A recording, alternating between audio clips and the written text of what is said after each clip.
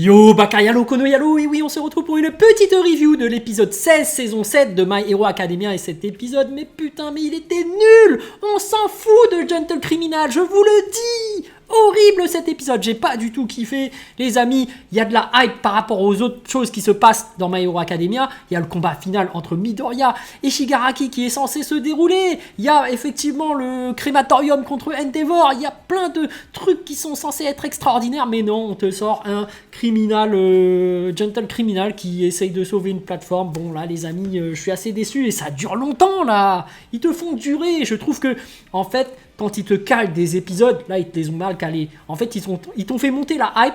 Le combat final, ils te le font attendre à fond. Et au final, là, ils te mettent des trucs un peu hors série, j'ai l'impression. C'est des épisodes filler.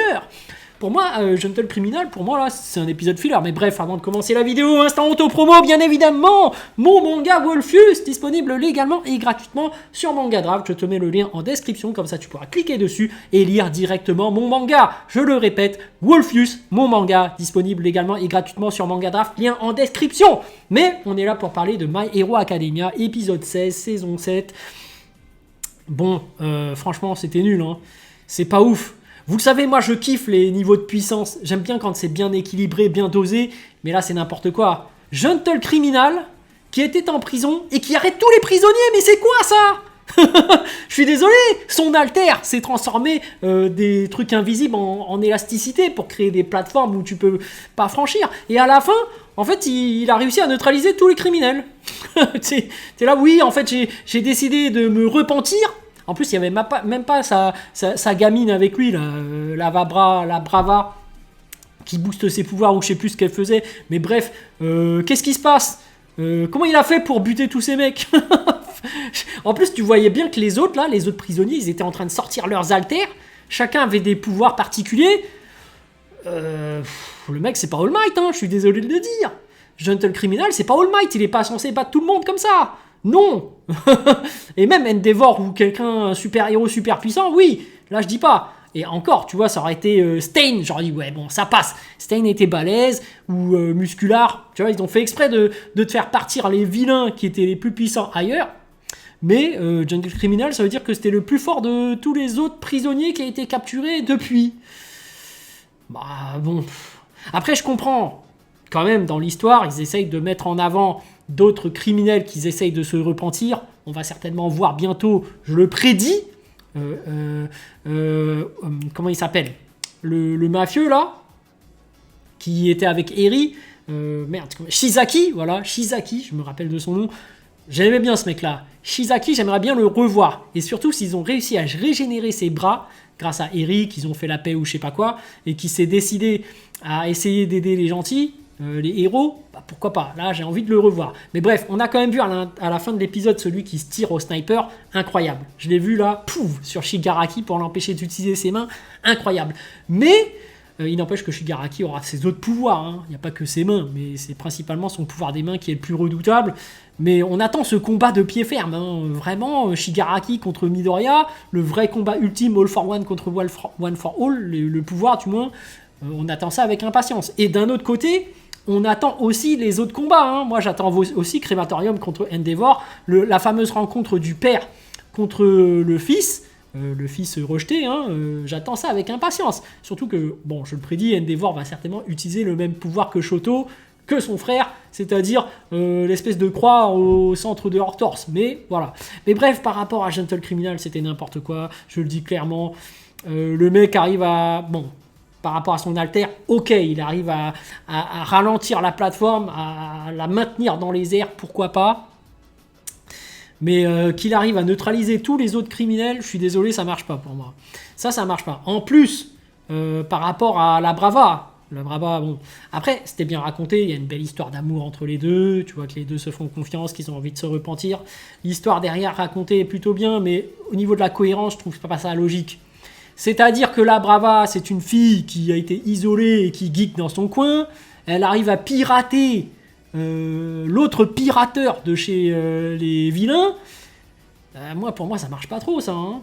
Ça veut dire qu'en fait, toute l'équipe de cybercriminalité, les experts en informatique de chez les héros, déjà, ils puent tous la merde.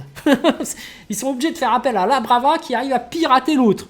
Et en plus, il n'y a pas de super-héros alter cyber-informatique qui existe, qui peut être plus puissant que la Brava en termes de piratage. Non. C'est vraiment la meuf.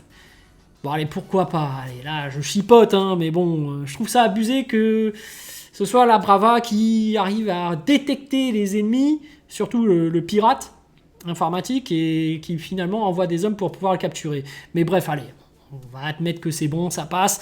Le but, je comprends tout à fait d'un point de vue scénario, c'est par rapport à la définition du héros et par rapport aux criminels, on leur permet de devenir des héros parce qu'un héros ne se définit pas par rapport à son passé, mais par rapport à l'envie de protéger, l'envie de défendre des gens.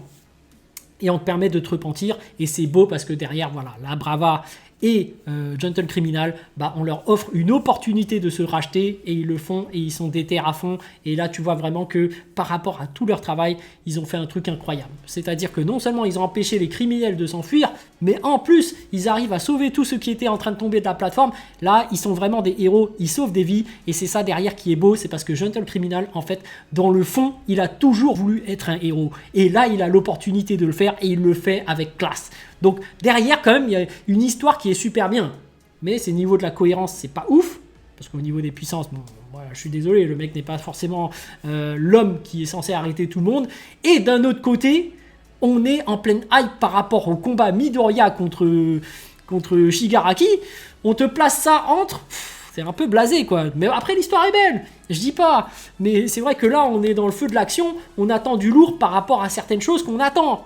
Bon déjà, le Endeavor contre Crématorium, moi j'attends la fin de cette histoire. On voit effectivement que là, Endeavor commence à se libérer du poids qu'il a en tant que héros principal. Et on lui dit même, vas-y, essaye de régler tes affaires de famille avant tout, parce que tu peux bien nous laisser la main. Tu vois, parce que derrière, pour sauver l'humanité, c'est un travail d'équipe. C'est pas seulement le numéro 1 qui est censé tout faire. Là, normalement, il est censé régler ses comptes avec Crématorium. Ça, j'attends de voir qu'est-ce que ça va raconter derrière. Parce que, comme je l'ai dit déjà précédemment, c'était déjà très beau ce qui était raconté par rapport à Shoto. Shoto et Crématorium, il y avait un conflit entre frères.